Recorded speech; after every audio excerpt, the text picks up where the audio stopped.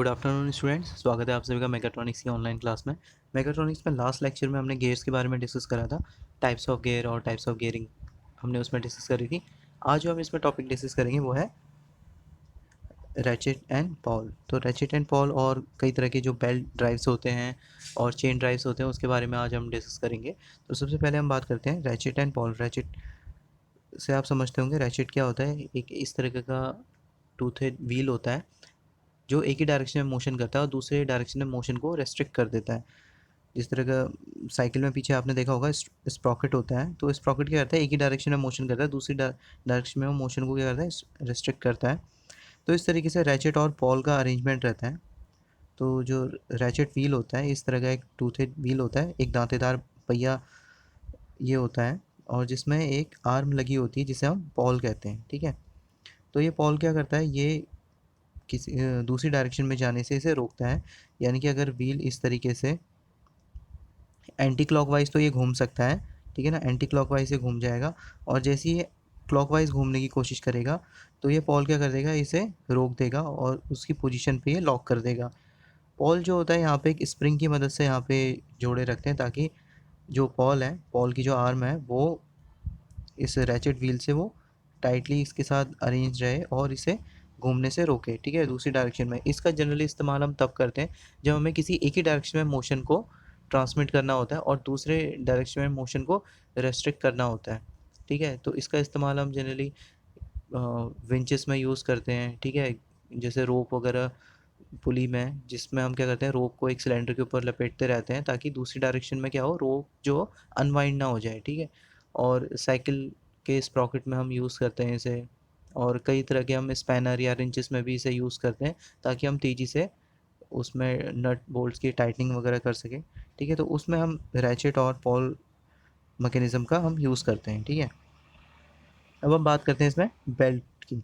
तो belt generally क्या होता है, एक जो बेल्ट होती है वो लेदर की बनी हुई, कॉटन, रबर या कैनवस, कई सारे मेटल की बनी हुई बेल्ट होती है जिसका इस्तेमाल हम रोप या बेल्ट का इस्तेमाल हम जनरली पावर ट्रांसमिशन के लिए करते हैं, किसी एक शाफ्ट से दूसरी शाफ्ट में पुली की मदद से। ठीक है, पुली के ऊपर जो बेल्ट या फिर रोप क्या रहती है उसके ऊपर लिपटी हुई होती है और वो जो पुली होती है वो शाफ्ट से कनेक्ट रहती है। तो इसी तरह पुली और शाफ्ट का अरेंजमेंट रहता है, तो जिससे हम बेल्ट की मदद से एक शाफ्ट से दूसरी शाफ्ट में हम पावर का ट्रांसमिशन कर सकते हैं।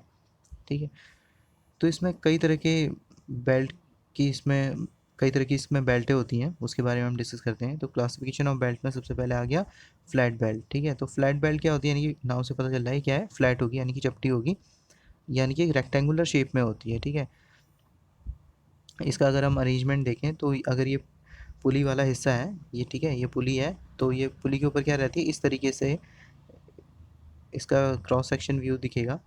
तो फ्लैट बेल्ट क्या होती है, उसके साथ एकदम फ्लैट वो अरेंज रहती है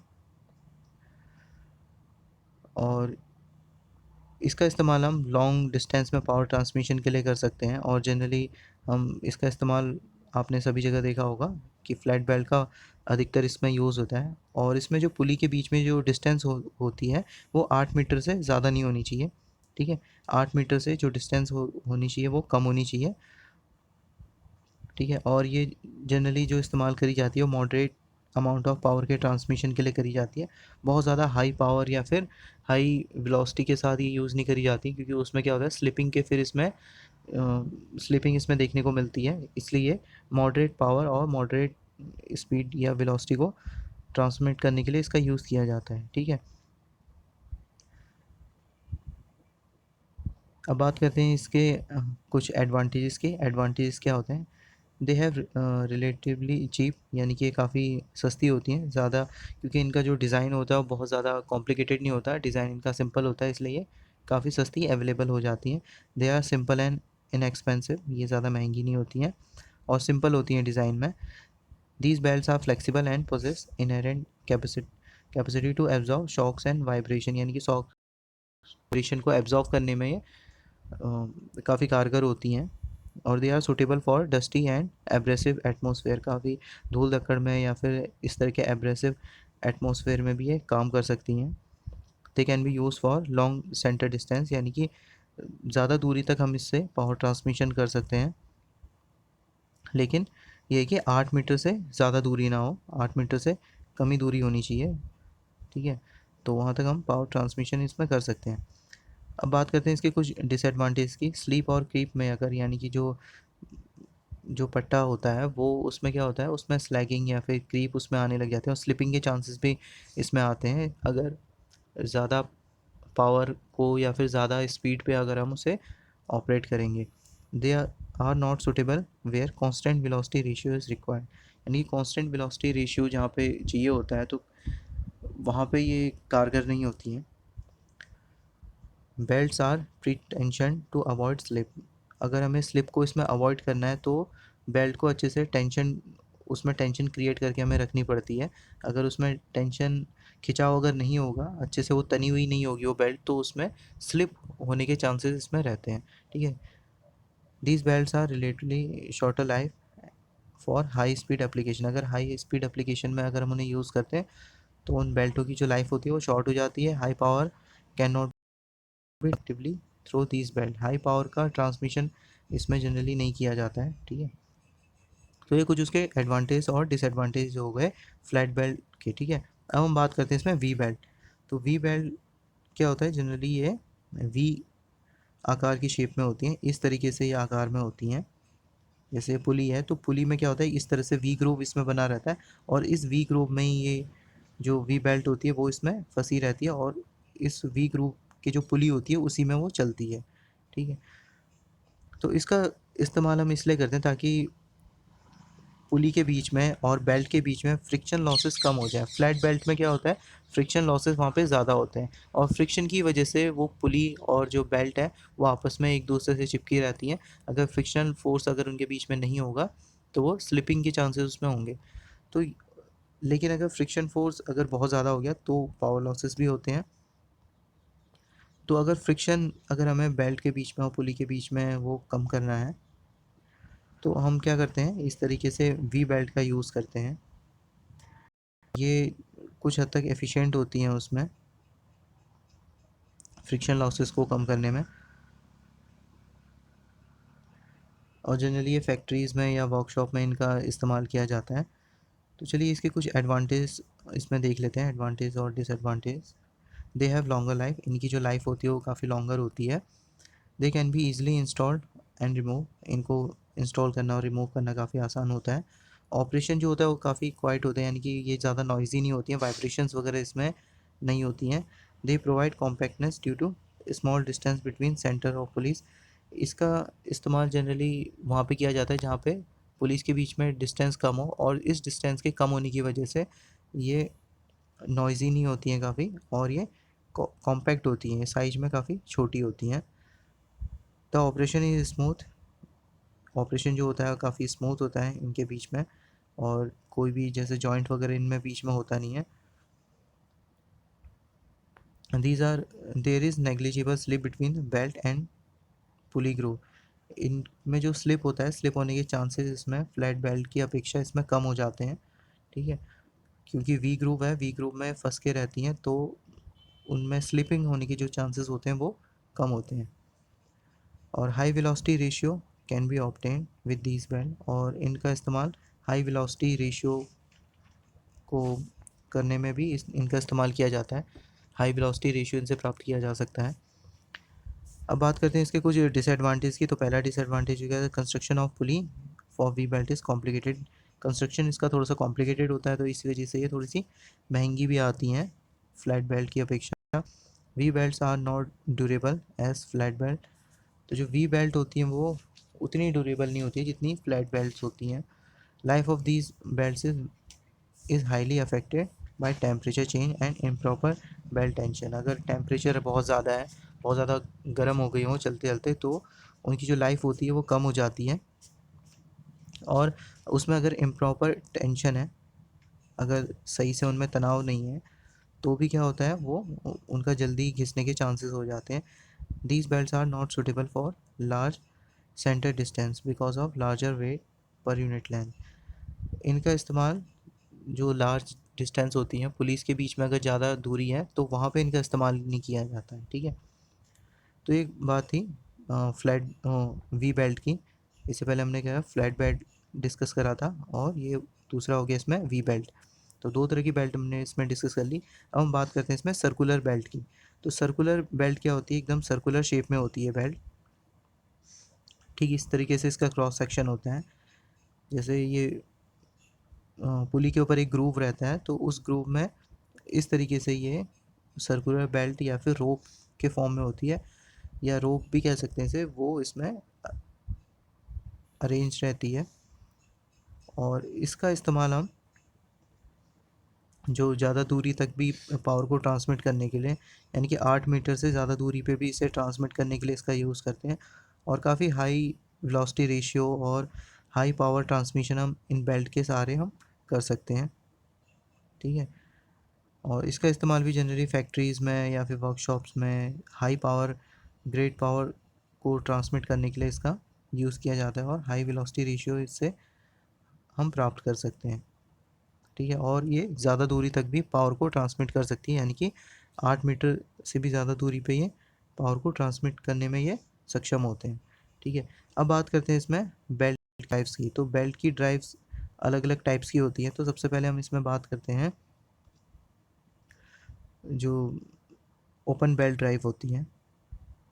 ठीक है, ओपन बेल्ट ड्राइव में इसमें सबसे पहले आ गया कि 2 इस तरीके से अगर पुली अरेंज्ड हैं और उनके ऊपर इस तरीके से बेल्ट लगी है, तो ये क्या हो गया, ओपन बेल्ट ड्राइव हो गई। तो ये जो सिंपल बेल्ट ड्राइव होती है उसे हम क्या कहते हैं, ओपन बेल्ट ड्राइव कहते हैं, जिसमें एक जो पुली रहेगी वो क्या रहेगी, ड्राइवर पुली रहेगी, और एक ड्राइवन पुली रहेगी।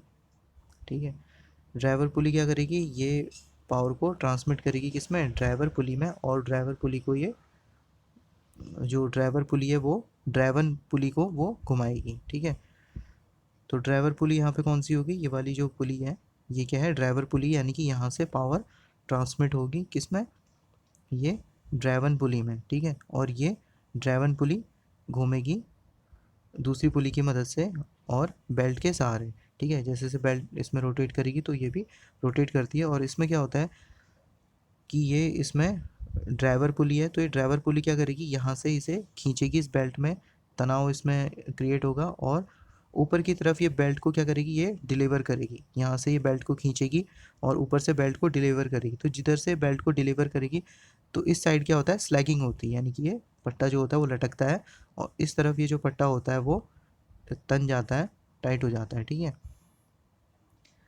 और ठीक क्रॉस बेल्ट ड्राइव में क्या होता है, क्रॉस बेल्ट ड्राइव में जो बेल्ट होती है वो क्रॉस फॉर्म में अरेंज रहती है। तो ये अगर ड्राइवर पुली है, यानी कि ये ड्राइव करेगी, यानी कि ये पावर को ट्रांसमिट करेगी किसमें, इसमें। ठीक है ना, तो इसके एक्सेस से, यानी कि इस शाफ्ट से पावर इस पुली के थ्रू ट्रांसफ़र होगी इस वाली ड्राइवन पुली में। ठीक है, तो ये यहाँ पे क्या करेगा, ये इस तरफ से खींचेगा इसे, और ये जो पट्टा ये वाला हिस्सा है ये टाइट हो जाएगा, और इस तरफ से ये क्या करेगा, इस पट्टे को डिलीवर करेगा। तो जिस तरफ से पट्टे को ये डिलीवर करती है ड्राइवर पुली, तो वहाँ क्या होता है, स्लैगिंग होती है, यानी कि ये स्लैग साइड होगी इसकी, जहाँ पट्टा क्या होगा, लचकेगा नीचे को, और उसमें स्लैगिंग आएगी। ठीक है, तो इस तरीके से क्रॉस बेल्ट ड्राइव होती है। अब बात करते हैं इसमें belt drive with idler pulley. अब आइडलर पुली में क्या होता है, ठीक इसी तरीके से जैसे बेल्ट फर्स्ट वाले में हमने डिस्कस करा था, ओपन बेल्ट ड्राइव में, ठीक ओपन बेल्ट ड्राइव में क्या होता है, इसी तरीके से अरेंजमेंट रहता है जैसे यहाँ पे है। ठीक ओपन बेल्ट ड्राइव की तरह उसमें हम क्या करते हैं, आइडलर पुली इसमें बीच में लगा देते हैं। इसका काम ये होता है कि ये टेंशन को प्रॉपरली बनाए रखती है और पॉइंट ऑफ कांटेक्ट को ये बढ़ा देती है। ठीक है, पुली के बीच में और इस बेल्ट के बीच में जो कांटेक्ट का जो एरिया है उसे क्या करेगी, वो बढ़ा देगी, जिससे स्लिप होने के चांसेस जो होते हैं वो कम हो जाते हैं, पट्टा फिसलता नहीं है, और प्रॉपर इससे टेंशन भी क्रिएट रहता है। तो इसका इस्तेमाल हम जनरली वहाँ पे करते हैं जहाँ पे पावर को ज़्यादा ट्रांसमिट करना होता है, हाई पावर को ट्रांसमिट करना होता है, फिर हाई वेलोसिटी रेशियो हमें चाहिए होता है, वहाँ पे इस तरीके का अरेंजमेंट हम यूज़ करते हैं। ठीक है, अब नेक्स्ट इसमें हम बात करते हैं कंपाउंड बेल्ट ड्राइव। तो कंपाउंड बेल्ट ड्राइव में क्या होता है, एक शाफ्ट होती है, ये ड्राइवर पुली होगी, ड्राइवर पुली क्या करेगी, एक कॉमन शाफ्ट में क्या करेगी, पावर को ट्रांसमिट करेगी, और इस कॉमन शाफ्ट से हम अलग अलग पुली इसमें अरेंजमेंट, कोई छोटी पुली है, कोई बड़ी पुली है, और कई सारी पुली का अरेंजमेंट करके हम अलग अलग शाफ्ट में हम पावर को ट्रांसमिट कर सकते हैं अपने वेलोसिटी रेशियो जैसा हमें चाहिए, जैसा पावर ट्रांसमिशन हमें चाहिए, उसके अकॉर्डिंग हम अलग अलग पुली पे बेल्ट को चढ़ा के उसके ऊपर हम पावर उससे ले सकते हैं। तो इसका इस्तेमाल हम एक से अधिक पुली या एक से अधिक शाफ्ट में पावर ट्रांसमिशन जब हमें करना होता है तो वहाँ पे इस तरीके का अरेंजमेंट हम यूज़ करते हैं, जिसे हम कंपाउंड बेल्ट ड्राइव कहते हैं। ठीक है, तो क्या कंपाउंड बेल्ट ड्राइव। ठीक है, अब हम बात करते हैं इसमें चेन ड्राइव की। ठीक है, तो चेन ड्राइव क्या होती है, जिस तरीके से बेल्ट ड्राइव होती है उसी तरीके से चेन ड्राइव भी होती है, लेकिन चेन ड्राइव में क्या होता है, एक स्प्रॉकेट और चेन का अरेंजमेंट होता है। स्प्रॉकेट यहाँ पे क्या होता है, इस तरीके का ये अरेंजमेंट रहता है। स्प्रॉकेट यहाँ पे एक टूथेड व्हील होता है, एक दांतेदार पहिया होता है जिसमें इस तरीके से सीधे दांत बने होते हैं, और जो चेन होती है यहाँ पे कई सारे लिंकों को जोड़ के, रिजिड लिंकों को जोड़ के इस तरह से फ्लेक्सिबल एक लिंक या फिर चेन का इसमें यूज़ किया जाता है, जो इसके ऊपर लिपटा हुआ होता है और इसके ऊपर ये चलता है। ठीक है, तो पावर ट्रांसमिशन करने के लिए इसका हम इस्तेमाल करते हैं, और इसमें और बेल्ट ड्राइव में अंतर ये होता है कि बेल्ट में स्लिपिंग होने के चांसेस होते हैं और उसकी एफिशिएंसी उतनी नहीं होती है पावर ट्रांसमिशन की, लेकिन बेल्ट ये चेन ड्राइव में क्या होता है, इनकी एफिशिएंसी ज़्यादा होती है और इनमें स्लिपिंग होने के चांसेस जो होते हैं वो ना के बराबर होते हैं, क्योंकि ये स्प्रॉकेट के जो ये दांत हैं इनके बीच में ये जो चेन है वो फंस के चलती है, तो स्लिपिंग होने के चांसेस में बिल्कुल नहीं होते, और पावर ट्रांसमिशन और वेलोसिटी रेशियो हमें इसमें ज़्यादा इसमें हमें मिलता है, और पावर ट्रांसमिशन हम इसमें ज़्यादा इसमें कर सकते हैं। ठीक है, अब क्लासिफिकेशन अगर हम इसके देखें तो क्लासिफिकेशन इसके सबसे पहले हो गया इसमें होस्टिंग या फिर हॉलिंग चेन्स। ठीक है, होस्टिंग या हॉलिंग चेन्स इसमें हो गई जो क्रेन वगैरह में हम यूज़ करते हैं। नेक्स्ट हो गया इसमें कन्वेयर चेन, जो कोई सामान वगैरह कन्वे करने के लिए कन्वेयर बेल्ट्स वगैरह होती हैं उनमें जो चेन यूज़ करते हैं तो वो इसमें आ जाती हैं कन्वेयर चेन में। और नेक्स्ट हो गया इसमें पावर ट्रांसमिशन चेन, तो पावर को ट्रांसमिट करने के लिए जो चेन हम यूज़ करते हैं वो पावर ट्रांसमिटिंग चेन हो गई, जैसे बाइक में हो गया, साइकिल में हो गया, या फिर किसी तरह की कोई टाइमिंग चेन्स वगैरह होती हैं तो उनमें पावर को ट्रांसमिट अगर हमें करना है तो उनमें इन चेन का यूज़ किया जाता है। तो सबसे पहले इसमें बात करते हैं होस्टिंग या फिर हॉलिंग चेन्स में।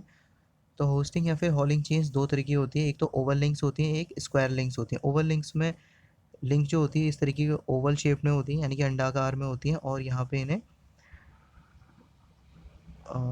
यहाँ पे इस तरीके से लिंक बनी होती है और यहाँ पे इसे इनमें वेल्डिंग करी होती है या जोड़ लगाया होता है, जिससे ये इनके खुलने के चांसेस ना हो। और इनका इस्तेमाल आपने देखा होगा कि कोई सामान वगैरह उठाने में, हॉलिंग करने में, या फिर होस्टिंग में इनका इस्तेमाल होता है, कोई सामान भारी भरकम उठाने में या क्रेनों वगैरह में इनका यूज़ किया जाता है। ठीक है, और नेक्स्ट हो गया इसमें स्क्वायर लिंक्स। तो दोनों की जो शेप है, शेप के नाम पे इन लिंक्स का नाम है स्क्वायर शेप लिंक हो गई, और एक होगी इसमें ओवल शेप लिंक। ठीक है, तो इन दोनों का इस्तेमाल होस्टिंग या कोई सामान वगैरह उठाने के लिए इनका इस्तेमाल जनरली इसमें किया जाता है, इलेक्ट्रिक मोटर के मदद से इनमें यूज़ किया जाता है इन्हें। अब बात करते हैं हम इसमें कन्वेयर चेन की। तो कन्वेयर चेन कोई भी सामान इसमें कन्वे करने के लिए, या फिर जो बकेट्स वगैरह होती हैं उनके साथ इनका अरेंजमेंट रहता है। तो कन्वेयर चेन्स भी यहाँ पे दो तरीके होती हैं, एक तो होती है डी अटैचेबल, और जिसमें हुक या जॉइंट्स वगैरह लगे रहते हैं, जो जब हम चाहें तब उन्हें आपस में उनको डी अटैच करके जितनी चाहे हम चेन की उतनी साइज और हम इसमें चेंज कर सकते हैं, जैसा हमें उसका साइज चाहिए होगा।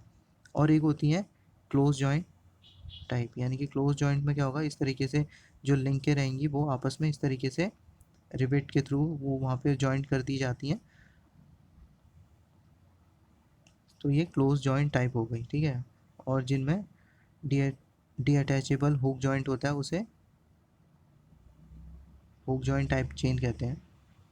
ठीक है, तो कन्वेयर चेन भी दो तरीके हो जाती है यहाँ पे, एक हो गया डी अटैचेबल और एक हो गया क्लोज जॉइंट टाइप की। ठीक है, इनका इस्तेमाल हम लो स्पीड में जनरली करते हैं, यानी कि 3 से लेके 12 किलोमीटर पर और जो स्पीड है उसमें इनका इस्तेमाल किया जाता है।